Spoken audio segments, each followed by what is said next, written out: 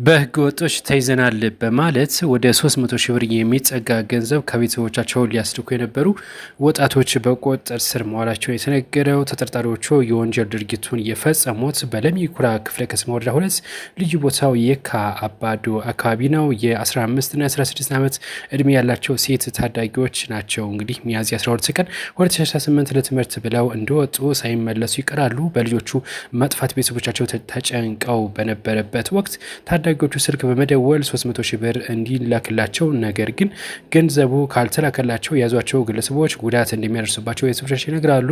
ከወንጀሉ ጉዳይ ሪፖርት የደረሰው የለሚ ኩራ ክፍለ ከተማ ፖሊስ መምሪያ ባደረገው ክትትልና ፍለጋ ሚያዝያ 13 ቀን እንግዲህ 2018 ሲኤምሲ አካባቢ ታዳጊዎቹ ከሁለት ወንዶች ጋር በቁጥጥር ስር መዋሉን ነው ያስታወቀው። ፖሊስ ባደረገው ምርመራ ታዳጊዎቹ ከሁለት ወንድ ጓደኞቻቸው ጋር ሲዝናኑ እንደነበረ ያረጋገጠ ሲሆን አራቱን ታዳጊዎች እና ለታዳጊዎቹ የመኝታ ክፍል ያከራየ ግለሰብ ይዞ ምርመራ እያደረገበት እንደሆነ የተነገረው። እጅግ በነገራችን ላይ እንግዲህ አንዳንድ ፈገግ የሚያሰኝ ጉዳይ ነው። ወደ ውጭ ሀገር ለመሄድ አስበው እና ተነጋግረው ድርጊቱን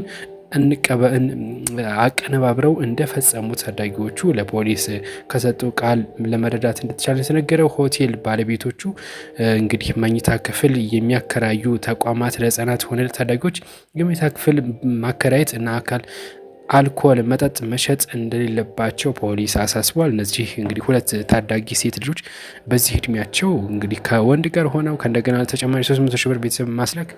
እንግዲህ እናንተ በዚህ ጉዳይ ምን አስባላችሁ? ሀሳብ አስተያየታችሁ አስቀምጡልን። ሰብስክራይብ አድርጉ። መልካም ቆይታ